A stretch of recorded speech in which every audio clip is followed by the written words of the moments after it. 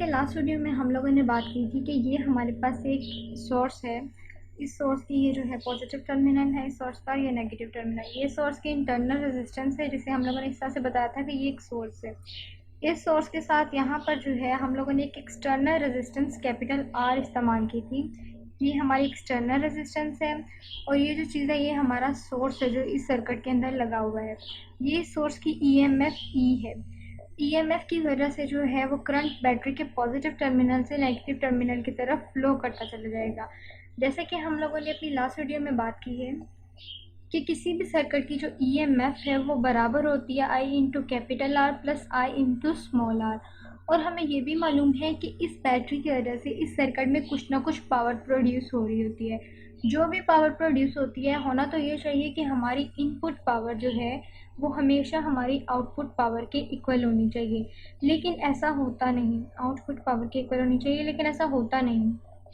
ऐसा क्यों नहीं होता है? ऐसा इसलिए नहीं होता क्योंकि हमारी कुछ पावर जो है वो लॉस हो जाती है या पावर डिसिपेशन हो जाती है। इस रेजिस्टेंस आर की वजह से हमारी पावर जो है कम हो जाती है।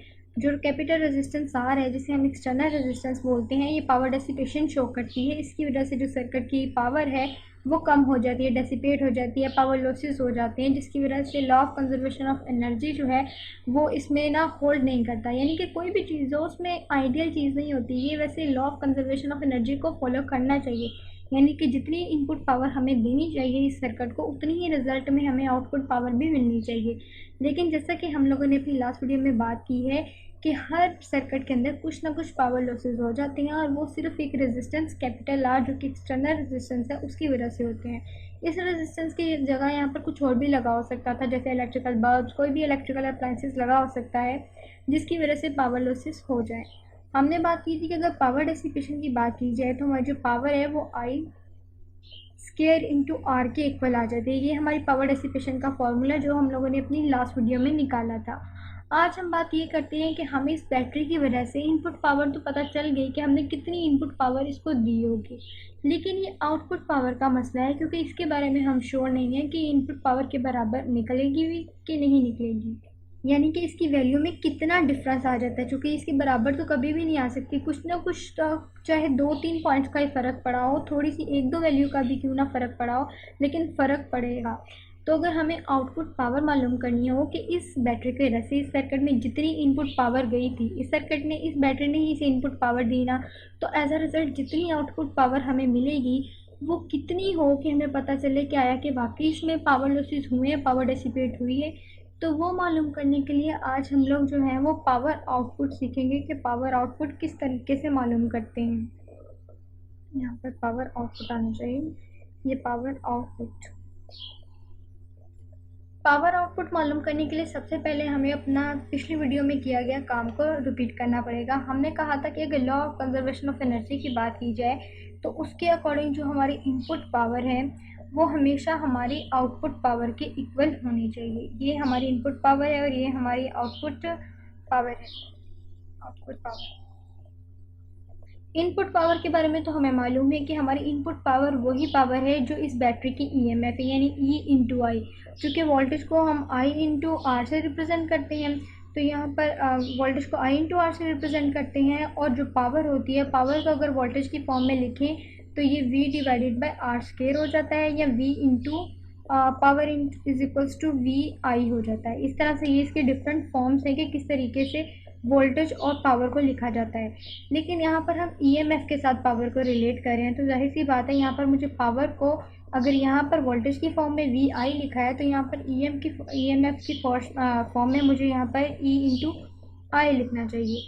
अगर यहाँ पर मैं ई इंटू आई लिख दूँ तो ये मेरे पास इनपुट पावर है। और हम लोगों ने लास्ट वीडियो में ये बात की है कि अगर ये इनपुट पावर है तो जो आउटपुट पावर है वो हमारी पी इंटू कैपिटल आर, जो इस कैपिटल आर के पास पावर हुई है वो, प्लस पी इंटू वो वाली रेजिस्टेंस यानी पी इंटू स्मॉल आर। ये स्मॉल आर जो है इस सोर्स की इंटरनल रेजिस्टेंस है, इसने भी कुछ ना कुछ पावर तो कंज्यूम की होगी ना, क्योंकि जाहिर सी बात है करंट हमारा यहाँ से मूव करता हुआ यहाँ आ रहा है, इस रेजिस्टेंस के अंदर भी जाता है जो सोर्स की इंटरनल रेजिस्टेंस है।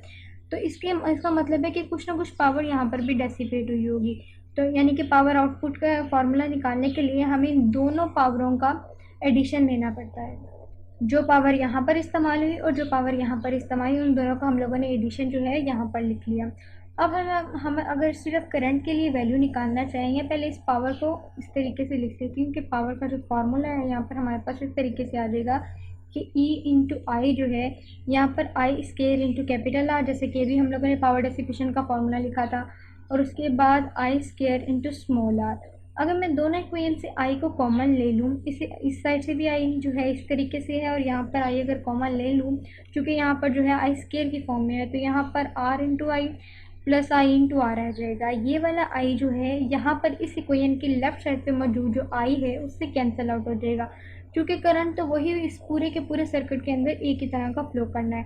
तो अगर उसे हम लोग कॉमन लेके काट भी दें तो इससे कोई फ़र्क नहीं पड़ेगा। तो अब हमारे पास जो ईएमएफ है वो बराबर आ जाती है I into capital R plus I into small R, जैसा कि अब तक हम लोगों ने पिछली वीडियो में किया था। ये सारा का सारा काम अभी वही चल रहा है जो हम जो है पिछली वीडियो में कर आ चुके हैं। अब इसके बाद सिर्फ अगर यहाँ से मैं करंट के लिए रिलेशनशिप निकालूँ, करंट के लिए करंट की वैल्यू निकालना चाहूँ, तो करंट को मैं इस तरीके से निकाल सकती हूँ कि मुझे करंट मालूम करना है। तो पहले तो मैं इस इक्वेशन से करंट को कॉमन ले लेती हूँ, तो यहाँ पर मेरे पास capital R plus small R आ जाएगा ब्रैकेट के अंदर। अब अगर मैं देखूँ तो इस इक्वेशन से मैं इजीली आई को फाइंड आउट कर सकती हूँ कि कितना करंट इस सर्किट के अंदर जो है इस ई की वजह से फ्लो कर रहा है। तो ये जो करंट आ जाएगा, करंट की वैल्यू आ जाएगी E divided by R plus small R, यानी कि इंटरनल रेजिस्टेंस। अब अगर इसके बाद आप गौर करें कि अगर मुझे पावर आउटपुट चाहिए, तो पावर आउटपुट मैंने बताया कि ये हमारी इंटरनल रेजिस्टेंस की पावर प्लस एक्सटर्नल रेजिस्टेंस की जो पावर है उसके एडिशन के बराबर आएगी। लेकिन बेसिकली अगर देखा जाए तो ये हमारी इंटरनल रेजिस्टेंस बहुत कम होती है, इसकी वजह से पावर लॉसेस या पावर डेसिपेशन नहीं होती। ज़्यादातर पावर डेसिपेशन और पावर लॉसेस सिर्फ इस कैपिटल आर की वजह से होते हैं। अब इस कैपिटल आर जो एक्सटर्नल रेजिस्टेंस है हमारे पास, ये हमारे पास एक्सटर्नल रेजिस्टेंस है, इसकी वजह से जो पावर डेसिपेशन हुई है उसकी वजह से ही हमारे पास जो है आउटपुट पावर कम आती है। तो बेसिकली हमें इसको लेना चाहिए, कंसिडर करना चाहिए पावर आउटपुट के फार्मूले में। मैं इस तरह से भी कह सकती हूँ कि जो पी आर है ये बहुत निग्लिजिबल है, या इसमें जो पावर लॉसेस हैं बहुत कम होते हैं इसकी वजह से, इसलिए हम इसे निगलेक्ट कर रहे हैं। हम कह रहे हैं कि हमारी जितनी भी पावर लॉसेस हुई हैं वो इस एक्सटर्नल रेजिस्टेंस कैपिटल आर की वजह से हुई हैं। आपको मालूम है कि ये एक्सटर्नल रेजिस्टेंस आर यहाँ लगी है, इसमें से करंट आई पास कर रहा है। तो जब भी किसी चीज़ के अंदर से रेजिस्टेंस भी मौजूद हो, उसके अंदर से करंट भी पास कर रहा हो, तो इसका मतलब है उसका कुछ ना कुछ वोल्टेज वी भी होता है। इसका मतलब है यहाँ पर वोल्टेज वी है। तो अगर मैं पावर आउटपुट को इस तरीके से लिखूँ कि जो मेरी पावर आउटपुट है, पावर आउटपुट, तो इसे मैं V इंटू आई की फॉर्म में लिख सकती हूँ। V इंटू सॉरी, यहाँ पे मुझे लिखना पड़ेगा V इंटू आई ही लिखना पड़ेगा, क्योंकि मैं पावर लिख रही हूँ ना। अगर मैं वोल्टेज लिखती तो वो I इंटू आर आना था। अब चूँकि मैं पावर आउटपुट बता रही हूँ और पावर जो है वो V इंटू आई के प्रोडक्ट के इक्वल होती है, तो अब मेरे पास जो है पावर आउटपुट जो पावर आउटपुट है वो is equals to V into I आ गई। अब अगर मैं इसे मज़ीद पावर डेसिपेशन की फॉर्म में लिखूं, तो मैं इसी फॉर्मूले को पावर आउटपुट को आई स्केयर इंटू आर की फॉर्म में लिख सकती हूँ। जैसे कि हम लोगों ने बात की थी कि पावर डेसिपेशन होती एक्सटर्नल रेजिस्टेंस की वजह से है, और पावर डेसिपेशन का फॉर्मूला जो है स्केयर इंटू आर है। इसका मतलब है जितनी भी पावर आउटपुट हमारे पास आएगी उसकी वैल्यू डिपेंड कर रही होगी हमारे पावर लॉसेस पे। जितने पावर लॉसेस हुए होंगे उतनी ही हमारी आउटपुट पावर कम आएगी। अगर तो पावर लॉसेस कम हुए हैं तो इसका मतलब है हमारी आउटपुट की वैल्यू जो है, पावर आउटपुट की वैल्यू, वो हमारी इनपुट पावर के बराबर आ जाएगी।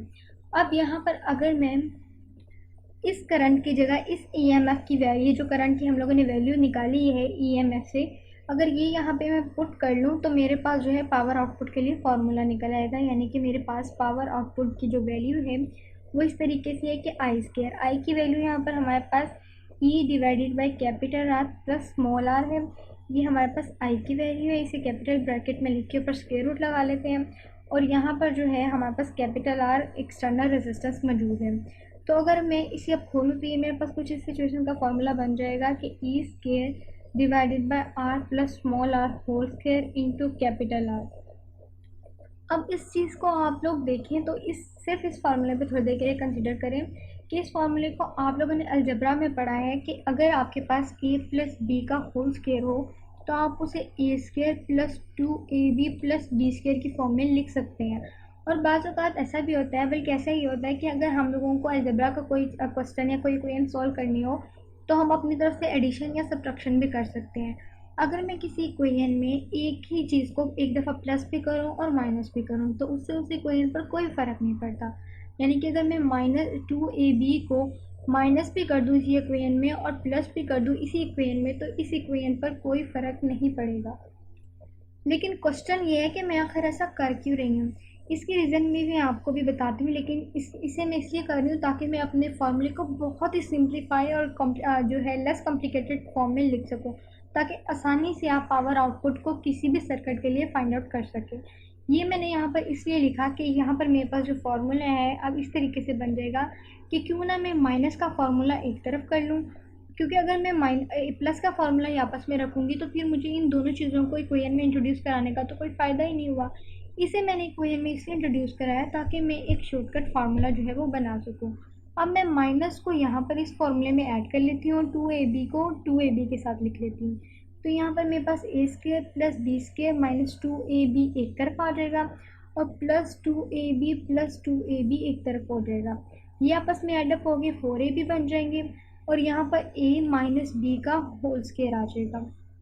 इसका मतलब है कि a प्लस बी का होल स्क्वायर जो है a माइनस बी के होल स्क्वायर प्लस 4ab के इक्वल होता है, जिससे कि हम लोग अलजेब्रा में बहुत दफ़ा सॉल्व कर चुके हैं। अगर मैं यहाँ पर ये कहूँ कि जो हमारा a है ये हमारी कैपिटल रेजिस्टेंस या एक्सटर्नल रेजिस्टेंस r के इक्विवेलेंट है और जो b है वो इंटरनल रेजिस्टेंस स्मॉल r के इक्वल है जो कि सोर्स की रेजिस्टेंस है। तो क्या मैं इस फॉर्मूले को इस फॉर्म में लिख सकती हूँ कि capital R plus small r का whole square is equals to capital R minus, और यहाँ पर स्मॉल r आना चाहिए क्योंकि b स्मॉल r के इक्वल है, यहाँ पर स्मॉल r और इसका whole square plus 4 capital R into small r। तो अब मैं अपने इस फॉर्मूले में इस चीज़ की जगह पर ये फार्मूला लिख सकती हूँ जो कि मैंने अभी निकाला है। इसका मतलब है कि हमारी जो पावर आउटपुट है, पावर आउटपुट इस तरीके से है कि हमारे यहाँ पावर आउटपुट का जो फार्मूला है वो ये है कि E² R divided by R plus small r का होल स्क्वायर। इस r प्लस स्मॉल r की जगह मैं r माइनस स्मॉल r का whole square plus 4 capital R into small r लिख सकती हूँ। तो अगर मैं यहाँ पर इसे पुट कर दूँ तो E² into capital R divided by R minus small r का whole square plus 4 capital R into small r, तो ये मेरे पास पावर आउटपुट निकल आएगी।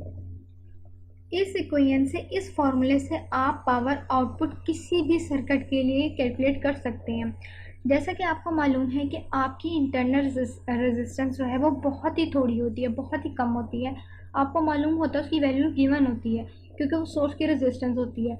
अगर इसकी वैल्यू बहुत कम होगी, ये ज़ीरो होगी, तो ऑब्वियसली जो आपकी पावर आउटपुट है वो ज़ीरो हो जाएगी। चूँकि ये जो आर है ये नीचे भी है, डिनोमिनेटर में भी है, तो ये जो है ज़ीरो कर देगा इस पूरी की पूरी इक्वेशन को। इसका मतलब है जब इंटरनल रेजिस्टेंस जो है वो अगर ज़ीरो हो तो पावर आउटपुट बहुत ही कम होंगे, यानी कि पावर लॉसेस बहुत ही कम होंगे। लेकिन अगर मैं ये कहूँ कि हमारी जो स्मॉल रेजिस्टेंस जो है, इंटरनल रेजिस्टेंस, ये इतनी ज़्यादा होगी है कि ये हमारी एक्सटर्नल रेजिस्टेंस जिसकी वजह से पावर लॉसेस होते हैं बिल्कुल उसके इक्वल होगी है।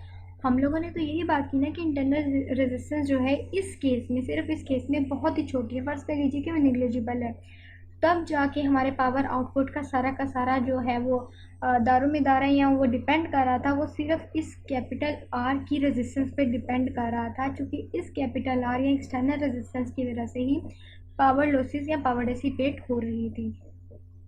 लेकिन अगर बात ये हो जाए कि हमारा इंटरनल रेजिस्टेंस इतनी ज़्यादा बढ़ जाए कि वो एक्सटर्नल रेजिस्टेंस के इक्वल आ जाए, तो इससे जो है हमारे पावर आउटपुट का फार्मूला कुछ इस तरीके से बन जाएगा कि E² into capital R divided by R minus, यहाँ पर स्मॉल r की जगह भी मैं अगर कैपिटल R पुट कर लूँ और यहाँ पर प्लस 4 इंटू R का स्क्वायर आ जाएगा, चूँकि जो अब स्मॉल r है वो कैपिटल R के इक्वल आ गया। तो ये दोनों चीज़ें आपस में एक दूसरे को कैंसिल आउट कर देती हैं। तो यहाँ पर जो मेरे पास फार्मूला आ जाएगा वो E² divide into R divide by 4R square है। एक आर स्क्वायर इस आर से कट जाएगा और यहाँ पर हमारे पास जो फार्मूला बचेगा पावर आउटपुट का वो E² डिवाइडेड बाय 4R है।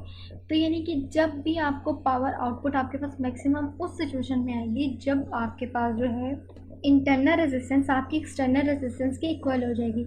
इसका मतलब ये हुआ कि जब हमारी इंटरनल रेजिस्टेंस एक्सटर्नल रेजिस्टेंस के बराबर हो जाएगी उस वक्त हमारे सर्किट में पावर लॉसेस बहुत ज़्यादा होंगे और उस सिचुएशन में हमारी जो पावर है पावर आउटपुट जो है वो मैक्सिमम होगी, हमारी पावर आउटपुट जो है वो मैक्सिमम होगी, यानी कि बहुत ज़्यादा पावर लॉसेस हो जाएंगी।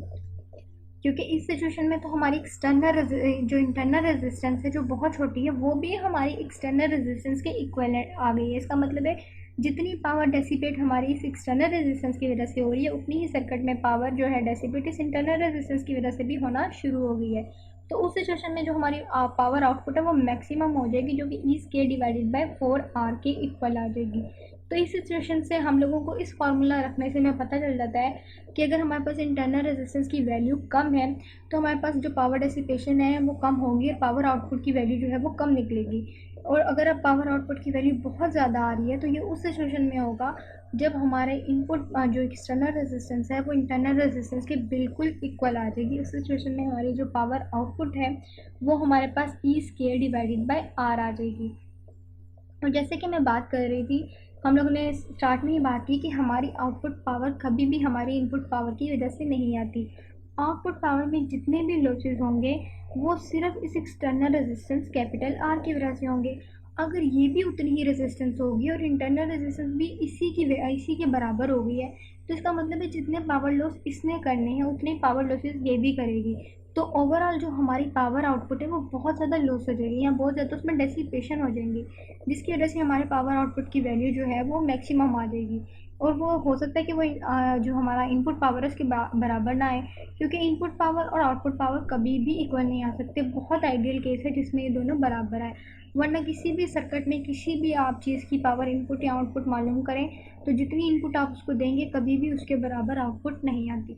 और उसके बराबर आउटपुट ना आने की वजह सिर्फ पावर डेसिपेशन या पावर लॉसेस हैं जो एक्सटर्नल रेजिस्टेंस आर की वजह से होते हैं। और जितनी हमारी पावर आउटपुट आती है उसकी वैल्यू का जो है वैल्यू डिपेंड ही हमारे एक्सटर्नल रेजिस्टेंस पर करती है। और इसके अलावा बाज़ औक़ात इंटरनल रेजिस्टेंस पर भी, बल्कि इंटरनल रेजिस्टेंस पे भी करती है कि अगर उसकी वैल्यू बहुत कम है तो हम उसे नेग्लिजिबल कंसिडर करते हैं। लेकिन अगर उसकी वैल्यू बहुत ज़्यादा बढ़ गई है कि उसकी वैल्यू कैपिटल आर की इक्वल हो गई है तो ज़ाहिर सी बात है कि हमारी पावर आउटपुट जो है वो मैक्सिमम हो जाएगी।